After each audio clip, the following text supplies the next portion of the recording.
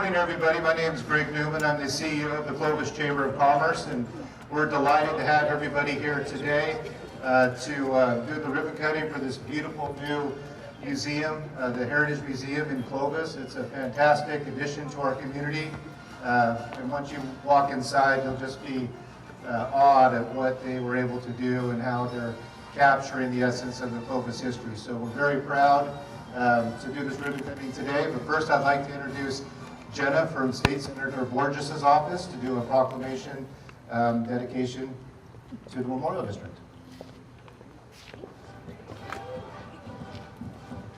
Hello everyone, my name is Jenna Welch with the Office of State Senator Andreas Borges, and we are just so happy to be here today and welcome this to the Clovis community. Clovis Veterans Memorial District does great work in the city of Clovis, so we are just here to congratulate you all on this wonderful grand opening. So congratulations.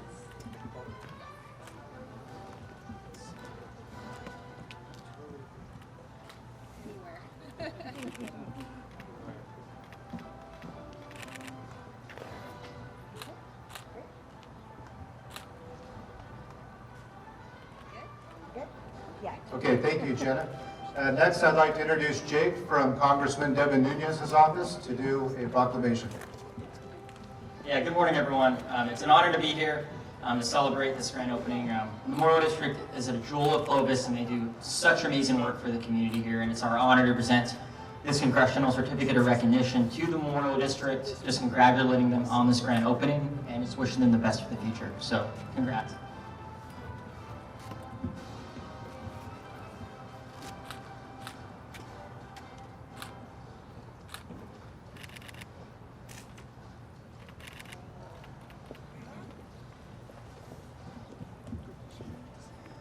Okay, thank you, Jake. Now I'd like to introduce Lorenzo Rios, the President and CEO of the Clovis Veterans Memorial District, and thank him and his board, and he'll give us some announcements on and talk a little bit about the Heritage Museum before we cut the ribbon, and our distinguished guests here. Thank you.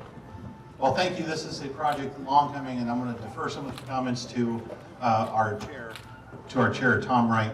I want to say thank you to everyone who's come out here today. As you may know, here at the Clovis Veterans Memorial District, it's Veterans Day every single day. We honor our veterans and we take pride.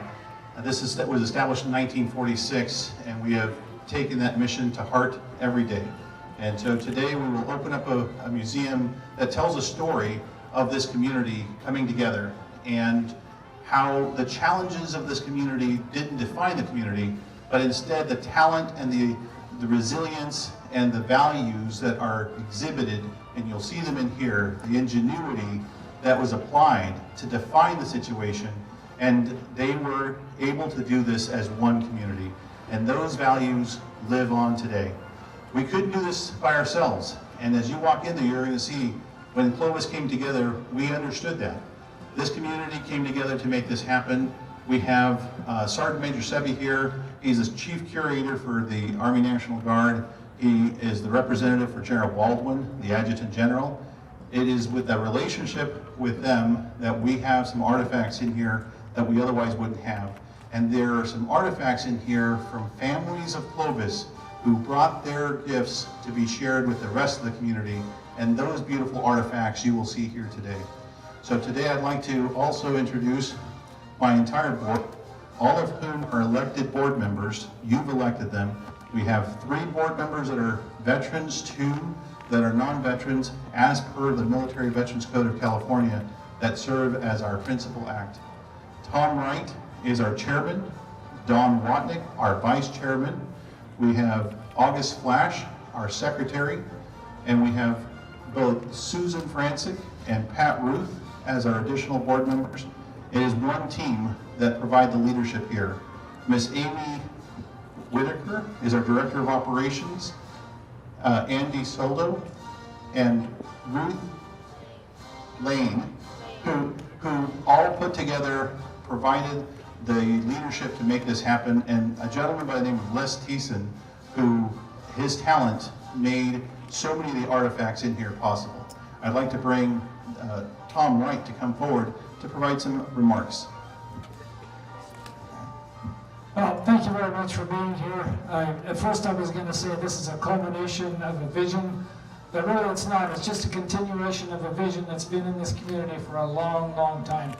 You can't talk about Clovis without talking about veterans. You can't talk about veterans in Clovis without talking about the Clovis community and the values that shape them.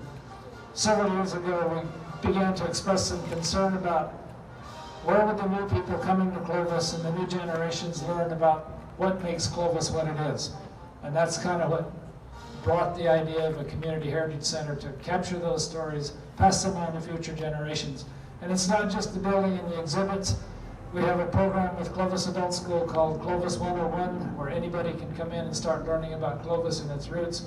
We already have a veterans program where veterans gather here every Monday and tell their stories. They've produced 3 hardbound books, and several of those veterans have produced their own books telling their stories and what makes them special people in this community.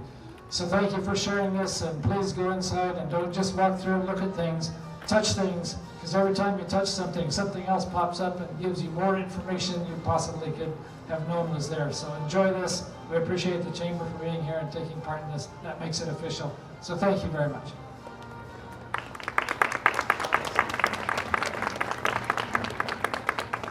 Hi, I'm Sgt Major Dan Semi. I'm the Chief Curator for the California Military Department. And on behalf of Major General David Baldwin, the Adjutant General of California, I want to thank you for inviting us to this. One of my mandates as Chief Curator is that I play nice with other museums.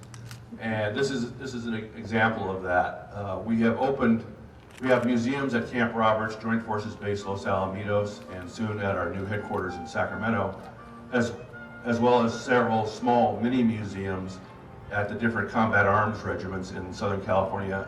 And just as soon as they decide where they're going to put the ones in Northern California, we'll be putting those here too.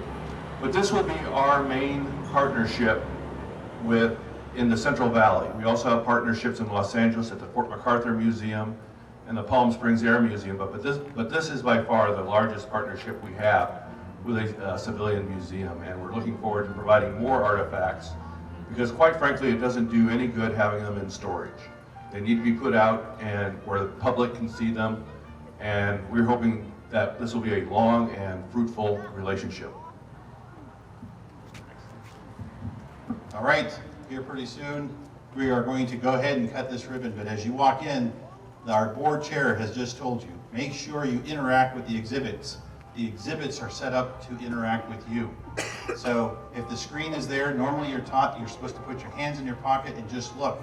Here, we want you to be kids with that beautiful curiosity. Touch the screen, the timelines come to life. As you walk things will come to life. So please interact with the exhibits. We consider this an intergenerational conversation. Kids of all ages should find something that they can interact with and have a conversation about afterwards. And consider this an intermodal sensory experience. What does that mean? When you walk in, you'll see it's going to be an experience that tantalizes all your senses. So with that said, let's go ahead and get this ribbon cutting.